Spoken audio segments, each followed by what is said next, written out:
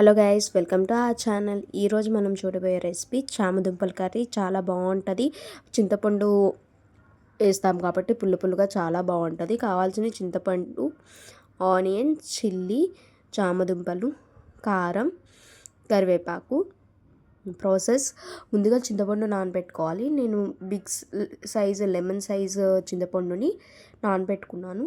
చింతపండు త్వరగా నానిపోవాలంటే హాట్ వాటర్లో వేసి నానబెట్టుకోండి.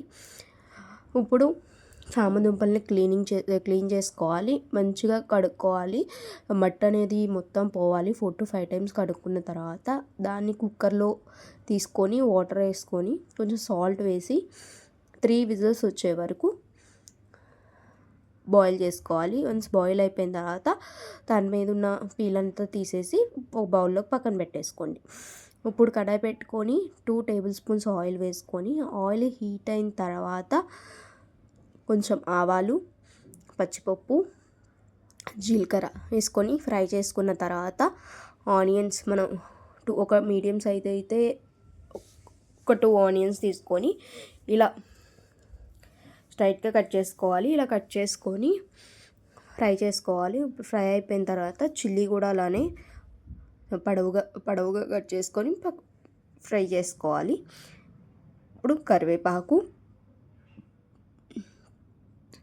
ఫ్రై చేసుకోండి. ఫ్రై అవుతున్నప్పుడే పసుపు కూడా వేసుకొని ఫ్రై చేసుకోండి. ఇవి ఫ్రై అవుతూ ఉంటాయి.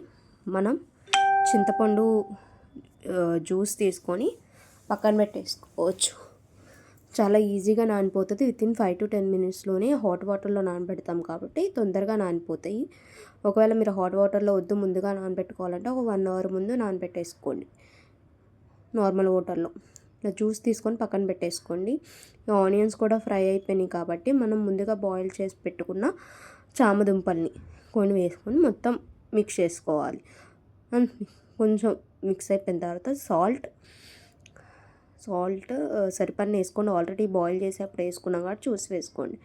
అండ్ కారం ఒక 2 spoons కారం వేసుకోండి. స్పైస్ లెవెల్ని బట్టి కారం అనేది అడ్జస్ట్ చేసుకోవచ్చు. ఒకసారి మొత్తం కలుపుకొని మూత పెట్టేసుకొని ఒక 2 minutes జస్ట్ మగ్గనిస్తే స్పైసెస్ అనేది కారం అనేది ఆ పీసెస్కి పట్టి బాగుంటుంది అన్నమాట.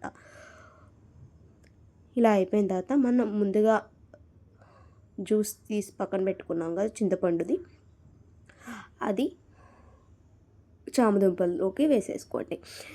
పులుపు చూసుకొని వాటర్ అడ్జస్ట్మెంట్ చేసుకోండి. కొంచెం పుల్లగా ఉంటేనే బాగుంటుంది ఈ రెసిపీకి.